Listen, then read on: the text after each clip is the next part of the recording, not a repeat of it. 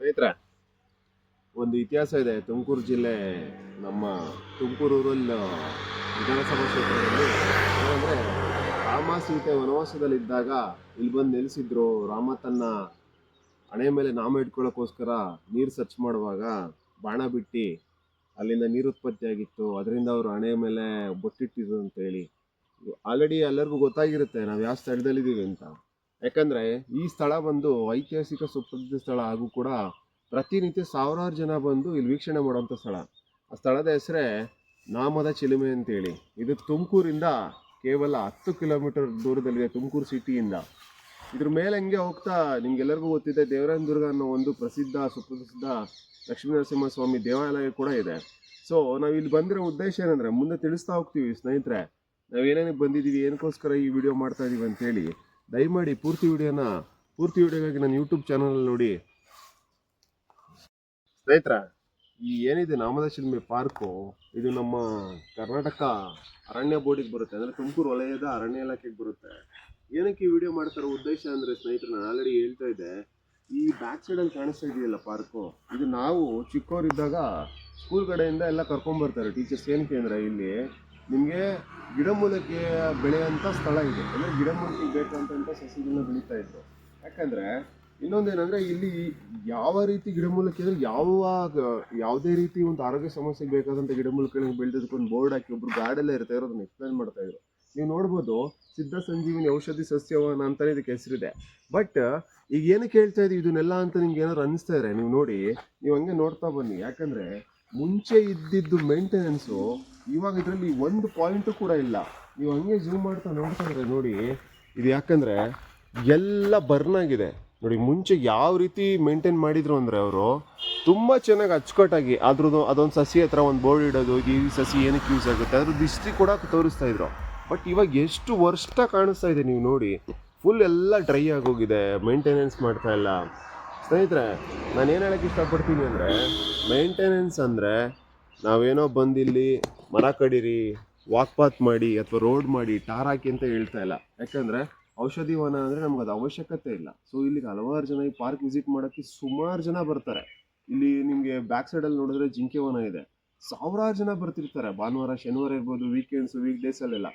ಏನು ಹೇಳಕ್ಕೆ ಇಷ್ಟಪಡ್ತೀವಿ ಅಂದರೆ, ನಮಗೆ ಡೆವಲಪ್ಮೆಂಟ್ ಅಂದರೆ ಅಟ್ಲೀಸ್ಟ್ ಇದನ್ನು ಮೇಂಟೈನ್ ಮಾಡಬೇಕು. ಯಾಕಂದರೆ ಇದರಲ್ಲಿ ಅತ್ಯಮೂಲ್ಯವಾದ ಗಿಡಮೂಲಿಕೆ ಸಸಿಗಳು ಇದ್ದಾವೆ, ಅದನ್ನು ಮೇಂಟೈನ್ ಮಾಡೋದ್ರಲ್ಲಿ ಎಲ್ಲ ಹಾಳಾಗೋಗಿದೆ. ಅದು ಏನಕ್ಕೆ ರೀಸನ್ನು, ಅಥವಾ ಇದಕ್ಕೆ ಅರಣ್ಯ ಇಲಾಖೆ ರೀಸನ್ ಇದ್ದಾರಾ, ಅಥವಾ ಸಾರ್ವಜನಿಕರು ರೀಸನ್ ಇದ್ದಾರಾ, ಅಥವಾ ಗೌರ್ಮೆಂಟ್ ಆಫ್ ಕರ್ನಾಟಕದಿಂದ ಫಂಡ್ಸ್ಗಳು ಬರ್ತಾ ಇಲ್ವಾ, ಏನು ಇಶ್ಯೂ ಆಗ್ತಿದೆ ಅಂತ ಗೊತ್ತಾಗ್ತಾರೆ ಸ್ನೇಹಿತರೆ.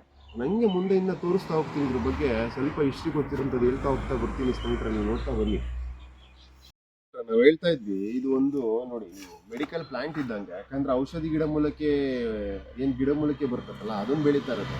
ಇಲ್ಲಿ ನಿಮಗೆ ಒಂದು ಬೋರ್ಡ್ ದೊಡ್ಡದಾಗಿ ಹಾಕಿದ್ದಾರೆ, ಪ್ಲಾಸ್ಟಿಕ್ ನಿಷೇಧ ಆಗಿದೆ, ಯೂಸ್ ಮಾಡಿರೋ ವಸ್ತುಗಳನ್ನ ಡಸ್ಟ್ಬಿನ್ ಇದೆ ಹಾಕಿ ಅಂತೇಳಿ. ನೀವು ನೋಡಿ, ನಮ್ಮ ಸಾರ್ವಜನಿಕರು ಕೂಡ ಸರಿ ಇಲ್ಲ. ಯಾವ ರೀತಿ ಅಂದರೆ ನೋಡ್ತಾ ಬನ್ನಿ, ಒಳಗಡೆ ನೋಡಿ ಪ್ಲಾಸ್ಟಿಕ್ ಕವರ್ಸು, ಬಾಟಲ್ಸು, ಅವ್ರು ತಿಂದಿರೋ ಸ್ನ್ಯಾಕ್ಸ್ ಕವರ್ಸು ಎಲ್ಲ ನೋಡಿ ಪಾರ್ಕ್ ಒಳಗಡೆನೇ ಬಿದ್ದಿದೆ. ಇನ್ನು ಇಲ್ಲಿ ಕಡೆ ನೋಡಿ ಎಷ್ಟು ಕವರ್ಸ್ ಹಾಕಿದ್ರು ಅಂದರೆ, ಯಾಕಂದರೆ ನೋಡಿ ಈ ದೊಡ್ಡ ಡಸ್ಟ್ಬಿನ್ ಇಟ್ಟಿದ್ದಾರೆ. ಗೌರ್ಮೆಂಟ್ ಆಫ್ ಕರ್ನಾಟಕದವರು ಯಾರೋ ಕಂಡರಿಸು ಡಸ್ಟ್ಬಿನ್ ಇಟ್ಟರು ಕೂಡ ಡಸ್ಟ್ಬಿನ್ ಒಳಗಡೆ ನೀವು ಒಂದು ಸಲ ಝೂಮ್ ಮಾಡಿ ನೋಡಿ, ಒಂದು 3-4 ಬಾಟಲ್ಸ್ ಇದೆ. ಅದು ಬಿಟ್ಟರೆ ನೋಡಿ, ಈ ಮುಂದೆಗಡೆ ನೋಡ್ತಾ ಬಂದರೆ ದಾರಿ ಉದ್ದಕ್ಕೆ ಎಸ್ಕೊಂಡು ಹೋಗಿದ್ದಾರೆ. ಯಾಕಂದರೆ ಎಷ್ಟು ಗೌರ್ಮೆಂಟ್ ಅವ್ರದ್ದು ಕೆಲಸ ಇರುತ್ತೋ ಅಷ್ಟೇ ಕೂಡ ಸಾರ್ವಜನಿಕರು ನಾವು ಕೂಡ ಕಾಪಾಡೋವಂಥ ಕೆಲಸ ನಾವು ಮಾಡಬೇಕಾಗುತ್ತೆ. ಯಾಕೆ ಗೊತ್ತಾ ಸ್ನೇಹಿತರೆ, ಇಲ್ಲಿ ನಿಮಗೆ ಗೊತ್ತಿದೆಯೋ ಗೊತ್ತಿಲ್ವೋ, ಸುಮಾರು ಪ್ರಾಣಿಗಳಿದೆ, ಸುಮಾರು ಪಕ್ಷಿಗಳಿದೆ. ಅವು ಇಲ್ಲಿ ವಾಸ ಮಾಡೋಕ್ಕೆ ಬರ್ತವೆ. ಸಮ್ಟೈಮ್ಸ್ ನೀವು ನೋಡಿರ್ಬೋದು ಕೆಲವು ವೀಡಿಯೋಸ್ಗಳಲ್ಲಿ, ಇಲ್ಲಿ ಚಿರತೆ ಇದೆ, ಕರಡಿ ಇದೆ ಅಂತ. ಯಾಕಂದರೆ ನೋಡಿ, ಈ ಪ್ಲಾಸ್ಟಿಕ್ಕು ಸುಮಾರು ಹಸುಗಳು ವಾಸ ಬರುತ್ತೆ, ಏನೋ ತಿನ್ನುವಾಗ ಪ್ಲಾಸ್ಟಿಕ್ ಒಳಗಡೆ ಹೋದಾಗ ಅದಕ್ಕೆ ಎಷ್ಟು ಪ್ರಾಬ್ಲಮ್ಸ್ ಆಗುತ್ತೆ ಅನ್ನೋದು ಸೈಂಟಿಫಿಕ್ಕಾಗಿ ಎಲ್ಲರಿಗೂ ಗೊತ್ತಿದೆ. ಬಟ್ ಏನಂದರೆ ಸಾರ್ವಜನಿಕರು ಏನಂದರೆ, ನಿಮ್ಮ ಶೋಕಿಗೋಸ್ಕರ ಬರ್ತಿರೋ ಶೋಕಿಗೋಸ್ಕರ ಯೂಸ್ ನೀವು ಬನ್ನಿ ನೋಡಿ, ಯಾರ್ದೋ ಅಬ್ಜೆಕ್ಷನ್ಸ್ ಮಾಡಿರಲ್ಲ. ಬಟ್ ಏನು ಗೊತ್ತಾ ನೋಡಿ, ಪ್ಲಾಸ್ಟಿಕ್ ಪೇಪರ್ಸ್ ನೋಡಿ ಎಷ್ಟು ಬಿದ್ದಿದೆ ನೋಡಿ, ಪ್ಲಾಸ್ಟಿಕ್ ಬಾಟಲ್ಸ್ ಇರ್ಬೋದು, ನೀವು ತಿಂದಿರೋ ವಿಮಲ್ ಪಾಕೆಟ್ಸ್ಗಳು. ಯಾಕಂದರೆ ಅಷ್ಟು ದೊಡ್ಡದಾಗಿ ಡಸ್ಟ್ಬಿನ್ಸ್ಗಳು ಇಟ್ಟಿದ್ದಾರೆ. ದಯಮಾಡಿ ಆ ಡಸ್ಟ್ಬಿನ್ಗಳನ್ನ ಯೂಸ್ ಮಾಡಿ. ಯಾಕಂದರೆ ಇದರಿಂದ ಎಷ್ಟೋ ಪ್ರಾಣಿ ಪಕ್ಷಿಗಳಿಗೆ ಅಟ್ಲೀಸ್ಟ್ ನಿಮ್ಮ ಹೆಲ್ತ್ ಎಷ್ಟು ಇಂಪಾರ್ಟೆಂಟು, ನಿಮಗೆ ಅಂತ ವಾಕಿಗೆ ಬರ್ತಿರಲ್ಲ, ಅದೇ ರೀತಿ ಅವ್ರಿಗೂ ಕೂಡ ಇಂಪಾರ್ಟೆನ್ಸ್ ಇರುತ್ತೆ ಸ್ನೇಹಿತರೆ.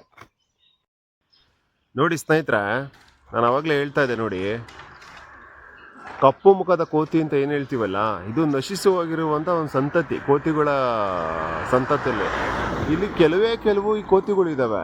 ಯಾಕಂದ್ರೆ ನಾನು ಹೇಳ್ತಾ ಇದ್ದೆ ಪ್ಲಾಸ್ಟಿಕ್ಕು ವಿಚಾರ ಎಲ್ಲ, ದಯಮಾಡಿ ಸಾರ್ವಜನಿಕರು ಬಂದಾಗ ಅಟ್ಲೀಸ್ಟ್ ನೀವೇನು ಯೂಸ್ ಮಾಡ್ತೀರಲ್ಲ, ಪ್ಲಾಸ್ಟಿಕ್ಸ್ ಇರ್ಬೋದು, ನಿಮ್ದೇನೋ ಪೇಪರ್ಸು ಆದರೆ ನಿಮ್ಮ ವೆಹಿಕಲ್ಸಲ್ಲಿ ಕ್ಯಾರಿ ಮಾಡಿ. ಅಥವಾ ಇಲ್ಲಿ ಸುಮಾರು ಡಸ್ಟ್ಬಿನ್ಸ್ ಇಟ್ಟಿದ್ದಾರೆ, ನೀವು ಅಟ್ಲೀಸ್ಟ್ ಅದ್ರೊಳಗಡೆ ಹಾಕಿದ್ರೆ ಅದನ್ನು ಅವರು ತೊಗೊಂಡೋಗಿ ಸ್ವಚ್ಛವಾಗಿ ತೊಗೊಂಡೋಗಿ ಅದೇನು ಬರ್ನ್ ಮಾಡಬೇಕಾ ಅಥವಾ ಅದನ್ನೇನು ಗೊಬ್ಬರಕ್ಕೆ ಯೂಸ್ ಮಾಡ್ತಾರೋ ಮಾಡ್ಕೊತಾರೆ. ಸ್ನೇಹಿತರೆ, ದಯಮಾಡಿ ಇದನ್ನು ಯಾವುದೇ ಕಾರಣಕ್ಕೂ ಇನ್ಮೇಲೆ ಇಂಪ್ಲಿಮೆಂಟ್ ಮಾಡೋಕ್ಕೆ ನೀವು ಕೂಡ ಸಪೋರ್ಟ್ ಮಾಡಬೇಕು ಅಂತ ಕೇಳ್ಕೊತೀವಿ. ನೋಡಿ ಆ ಕೋತಿ ಇದೆಯಲ್ಲ, ನಾರ್ಮಲ್ ಅಲ್ಲ, ಅದನ್ನು ಕಪ್ಪು ಮುಖದ ಕೋತಿ ಅಂತಲೇ ನಾವು ಕರಿತಾ ಬರ್ತೀವಿ ಸ್ನೇಹಿತರೆ. ಸೊ ಸ್ನೇಹಿತರೆ, ನಾವು ಇನ್ನೊಂದೇನು ಹೇಳೋಕ್ಕೆ ಇಷ್ಟಪಡ್ತೀವಿ ಅಂದರೆ, ನೀವು ಹಂಗೆ ನೋಡ್ತಾ ಇರಿ, ಈ ರೋಡ್ ಇದೆಯಲ್ಲ, ಈ ರೋಡ್ ಟುವರ್ಡ್ಸು ನಿಮಗೆ ತುಮಕೂರು ಕಡೆ ಇದೆ. ಬಟ್ ಏನಂದರೆ, ನೀವು ಎಂಟ್ರಿ ಆಗುವಾಗ ನಮ್ಮ ಬೆಳಗುಂಬದಿಂದ ಸ್ವಲ್ಪ ದೂರದಲ್ಲಿ ಎಂಟ್ರಿ ಆಗುವಾಗ ನಿಮಗೆ ಸುಮಾರು ಏನಂತಾರೆ ತೊಟ್ಟಿಗಳು ಮಾಡಿದ್ದಾರೆ. ಏನಕ್ಕೆ? ಈ ಬೇಸಿಗೆ ಕಾಲದಲ್ಲಿ ಪ್ರಾಣಿ ಪಕ್ಷಿಗಳಿಗೆ ನೀರಿಡಬೇಕು ಅಂತೇಳಿ. ಬಟ್ ದುರದೃಷ್ಟ ಏನು ಗೊತ್ತಾ, ನಮ್ಮ ನಾಮಶಿಲ್ಮೆ ಎಂಟ್ರಿ ಆದಾಗ ಪಾರ್ಕ್ ಹತ್ರ ಸುತ್ತಮುತ್ತ ನೀವು ಇಲ್ಲಿ ನೋಡಿದ್ರು ಕೂಡ ಡಸ್ಟ್ಬಿನ್ಗಳು ಕಾಣಿಸ್ತಾ ಇದೆ. ನೋಡಿ, ನೀವು ಈ ಕಡೆ ಜೂಮ್ ಮಾಡಿದ್ರೆ ಒಂದು ಕೂಡ ಇದಿಲ್ಲ. ಏನು ನಮ್ಮ ವಾಟರ್ ರಿಸೋರ್ಸಸ್ ಯಾವ್ದಾರ ಪ್ರಾಣಿ ಪಕ್ಷಿಗಳಿಗೆ ಬೇಸಿಗೆಗಾಲದಲ್ಲಿ ನೀರಿಡಬೇಕು ಅನ್ನೋದೇನು ಒಂದು ಸವಲತ್ತನ್ನ ಏನೂ ಮಾಡಿಲ್ಲ. ದಯಮಾಡಿ ಅರಣ್ಯ ಇಲಾಖೆಗೆ ನಾವು ಕೇಳ್ಕೊಳೋದೇನೆಂದರೆ, ದಯಮಾಡಿ ಅದೊಂದು ಇಂಪ್ಲಿಮೆಂಟ್ ಮಾಡಬೇಕಾಗಿ ನಾವು ಕೇಳ್ಕೊತೀವಿ ಸ್ನೇಹಿತರೆ.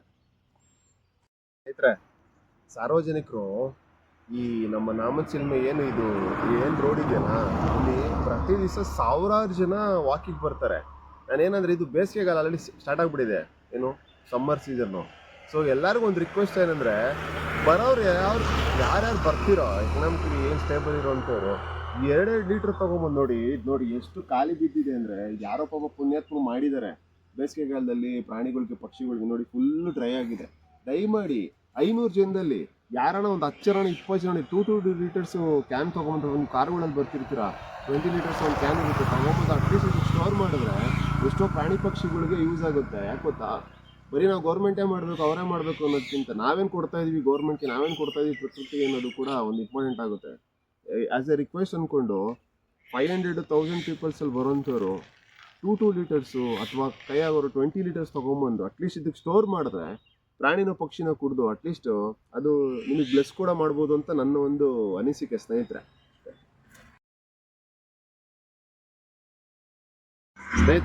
ನಾನು ಹೇಳ್ತಾ ಇದ್ದೆ, ನಮ್ಮ ನಾಮಚಿಲ್ಮೆ ಪಾರ್ಕ್ ಪಕ್ಕ ನಿಮಗೆ ನೋಡಿ ನಾಮದ ಚಿಲುಮೆ ಜಿಂಕೆವನ ತುಮಕೂರು ಅಂತ ಇದೆ. ಅಂದರೆ ಇಲ್ಲಿ ಜಿಂಕೆಗಳನ್ನ ಸಾಕಿದ್ದಾರೆ, ಸುಮಾರು ಜನ ನೋಡ್ತಾರೆ. ಬಟ್ ಇದ್ರ ಒಳಗಡೆ ನಿಮ್ಗೆ ಇನ್ನೊಂದೇನು ವಿಶೇಷ ಅಂದರೆ, ಏನು ರಾಮ ಬಾಣ ಹೊಡೆದಿದ್ರು ನೀರು ಬಂದಿದ್ದು ಅಂತೇಳಿ ರಾಮತೀರ್ಥ ಅಂತ ಒಂದು ಪ್ಲೇಸ್ಮೆಂಟ್ ಇದೆ. ಸೊ ಅಲ್ಲಿಂದ ನಮ್ಮ ರೀಸೆಂಟಾಗಿ ಓಪನ್ ಆದಂಥ ಅಯೋಧ್ಯೆ ಶ್ರೀರಾಮ ಮಂದಿರಕ್ಕೆ ಇಲ್ಲಿಂದ ಕೂಡ ನೀರನ್ನ ಕ್ಯಾರಿ ಫಾರ್ವರ್ಡ್ ಮಾಡಿದ್ರು. ಯಾಕಂದರೆ ಅಷ್ಟು ಪವಿತ್ರವಾದ ಸ್ಥಳ ಇದು. ನೀವು ನೋಡಿ, ಇಲ್ಲಿ ಜೂಮ್ ಮಾಡ್ತಾ ನೋಡಿ, ನಿಯರ್ ಬೈ ಒಂದು 6 ಕಿಲೋಮೀಟ್ರ್ 7 ಕಿಲೋಮೀಟ್ರಲ್ಲಿ ಸುಮಾರು ಪ್ಲೇಸಸ್ ಇದೆ ಇಲ್ಲಿ ನೋಡಬೇಕು, ವೀಕ್ಷಣೆ ಮಾಡಬೇಕು ಅಂತ. ನಮ್ಮ ಇಂಟೆನ್ಷನ್ ಏನಂದರೆ ಸ್ನೇಹಿತರೆ, ಇಲ್ಲಿ ಜಿಂಕೆವನ ಇದೆ, ಇಂಪ್ಲಿಮೆಂಟೇಷನ್ಸ್ ಇದೆ, ಅದು ಸೆಕೆಂಡ್ರಿ.